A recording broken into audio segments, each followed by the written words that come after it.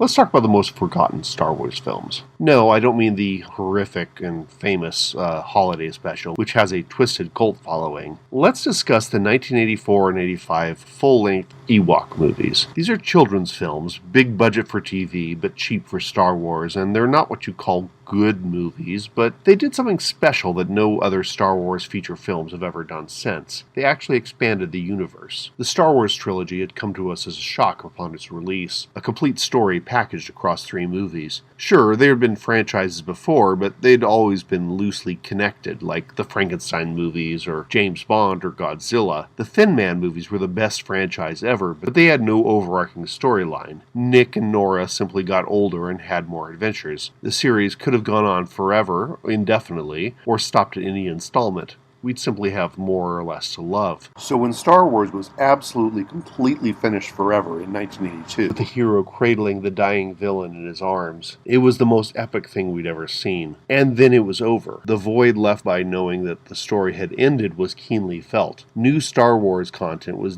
desperately wanted by us kids, a little hard to imagine in the current climate of franchise saturation. In 1983, ABC announced that they're going to put out a full-length Star Wars film called The Ewok Adventure on television. Nothing could have been more exciting, and a sequel came out the following year. In the Ewok Adventure, now renamed Caravan of Courage, a human family crash lands on Endor. The parents vanish, leaving blonde Moppet Sindel and her brother Mace alone in the woods. They're taken in by the Ewoks, whose treetop village only makes a cameo appearance this time. Budget constraints. Thanks to the village shaman and a Fitbit, the kids learn that their parents are still alive, but they've been captured by a giant named the Gorax. Between the Gorax and narration by Burl Ives, this movie has a very Rudolph the Red-Nosed Reindeer vibe. Who went into the woods and have not returned. The Ewoks kindly decide to launch a rescue mission, and they learn a little English. We help you. Yub nub, yub nub.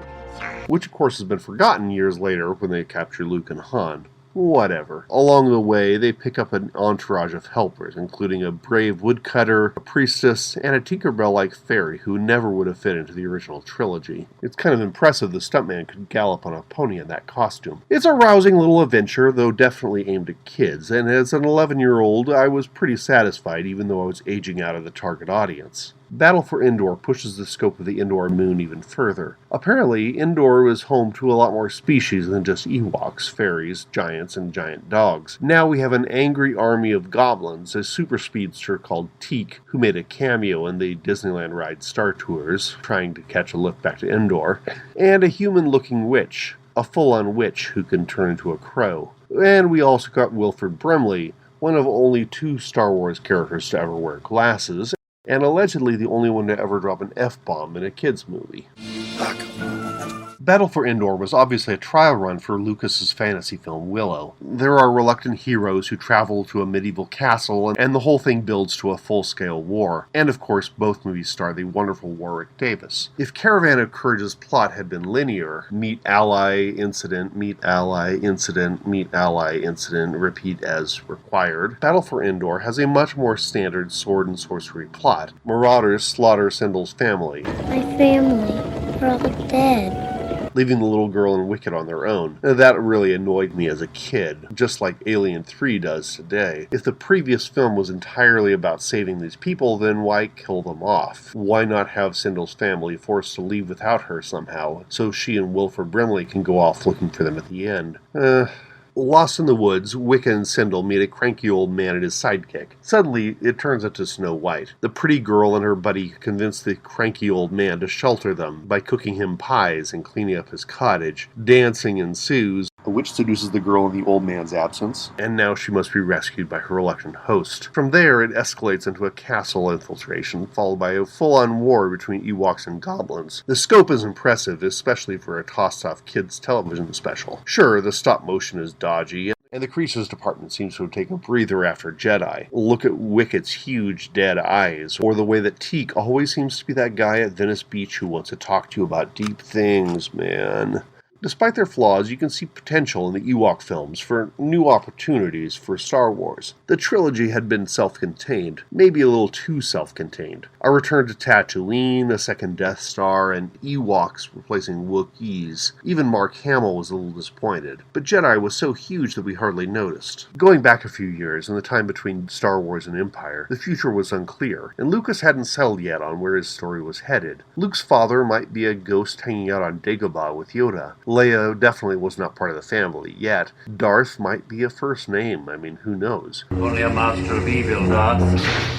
Meanwhile, wild things happened in print. Lucas licensed the use of his galaxy and let other authors do some crazy stuff. The one-off novel Splinter of the Mind's Eye invented the idea of force-intensifying crystals and gave us a pre-Empire showdown between Luke and Vader on a giant tree. It doesn't fit into the continuity at all, but it was really cool. Marvel Comics got in on this too, publishing a series of adventures that were actually pretty great, if a bit cheesy. There's a Seven Samurai knockoff, which gave us the giant green bunny Jackson, a wannabe Jedi named Obi-Wan Quixote, a porcupine who could shoot his quills, and a band of marauders on speeder bikes. The marauders more or less showed up in that Han Solo movie. There was a pirate adventure on a water planet, which predated Boba Fett's first appearance on the holiday special by 8 months, and the water planet Kamino by 22 years. There was a great side quest for Han and Chewie on a gambling planet, so much cooler than the Canto Bight sequence in Last Jedi. In each case, the wild imaginative take on what Star Wars could do worked. We loved it as kids, and though in retrospect none of it fits into what Lucas and Disney have settled on as canon, the Ewok movies brought back some of that expansiveness. You could have witches, you could have medieval castles, hypnotized spiders, goblins turning into ash. Witches joined Star Wars lore with the Dathomirians, first in the novels and then in the CGI shows.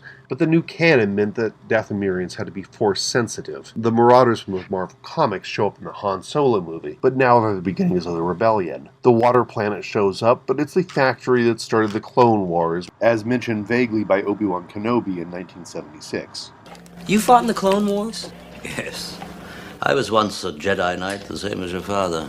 All those wild old ideas are tied into elements from the old trilogy, making the story just a little bit smaller. The expanded universe novels, written after Jedi, despite having been written out of the Star Wars official timeline by Lucasfilm, were a taste of what was to come. They tended to either extend the Luke, Leia, Han stories with prequel or sequel adventures, or give juicy stories about minor characters. Even the ice cream maker guy from Empire Strikes Back had his own backstory and a name, Wilro Hood, which brings us to Star Wars claustrophobia. Modern franchise economics demand that the new content repeat what's already been said and done to play it safe. Hence we get to see where Han Solo got his gun, how the Death Star plans were stolen, who built C-3PO, how the Kessel Run could be done in 21 parsecs, why Leia grew up on Alderaan, how Luke got his toy T-1 Skyhopper. Every action is tied back to the original trilogy in some way. The occasional Easter egg is fun, but en masse, it is a colossal bore. The Ewok films do have nods to the original trilogy. The spaceships and blasters look like Star Wars. Production design wasn't done by Star Wars legend Ralph McQuarrie, but by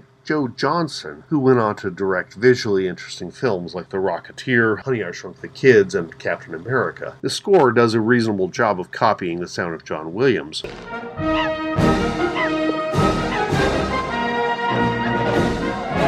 The boy Mace is a Luke clone down to his haircut and outfit, and returning from Jedi are Wicket and the Ewok shaman Logray. But that's about it, as far as direct ties to the series go. You can, of course, rehash old ideas and have them work. The first season of Mandalorian showcased old favorites, like the Jawa Sandcrawler, now seen as a mobile fortress. It set up bounty hunters as something actually cooler than they were in Empire Strikes Back. You rarely hit that mark of new nuances being added to old wineskins and succeeding, but The Mandalorian Season 1 did. Modern fans demand internal consistency in their franchises. Marvel and Harry Potter fans are constantly asking questions like, why didn't Captain Marvel come back to Earth in Avengers 1 or 2? Or why useful items like the Luck Potion, or the Marauders map, or the Time Turner only exist when the plot requires them? Fans have fun twisting themselves into logical pretzels to explain plot holes. That seems to be 50% of YouTube movie commentary. Studios have been swayed by this, even producing entire films just to explain old plot holes, like Rogue One's explanation of the Death Star's exhaust port.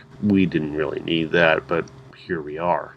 While modern Star Wars has striven for internal consistency, the Ewok movies offered up things that would be wildly inconsistent with the post-1999 universe, like straight-up magic. Not the Force, but mythical fairy tale magic. Nobody stresses about midichlorians or how the Force works. There's a magic rock, animal transformations, a creepy river that teleports anybody who touches it under its glass-like surface, magic wands, and a witch who's basically Maleficent minus the horns. Magic sits awkwardly in a world which has highly regulated its borders. 2 rules regulating the Jedi Code and 2 Sith apiece. And frankly, that's why I love these Ewok movies. They're a breath of fresh air.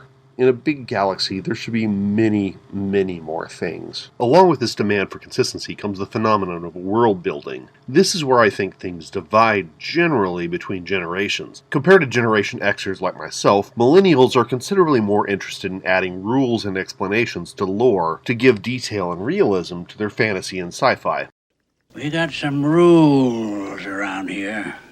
I've got armchair sociologist theories about why this has happened. The massive popularity of the Harry Potter books and Lord of the Rings films is part of it, riding the coattails of TV shows like 90s Star Trek, which introduced ideas and stuck to them. Galaxy Quest did a brilliant job of spoofing this. The TV show's fans are better able to navigate the fictional starships than the actual actors who were involved with the show. Having highly detailed fictional history and sociology lets the fans escape real-world heartache without escaping real-world complexity. You can happily commune with other fans and nitpick and speculate forever. This spilled over into Star Wars in 1999. Complicated new rules about midichlorians and politics and betting on pod races. I really enjoy rewatching Phantom Menace and Attack of the Clones, but I always cringe at how Lucas's efforts to build his galaxy ended up limiting it. Why can't Jedi get married suddenly? Tough luck, Mara Jade. Why are there only 2 Sith, story-wise? Why lay out how old younglings can be whenever they take their training? Why did the Mandalorian add that stupid rule about never taking your helmet off? The Ewok films blew past all of that, because it didn't exist yet in a galaxy far, far away. There's even debate about when these films take place, before or after Jedi. Wicket seems younger than he was in Jedi, but in the second films he speaks pretty decent English.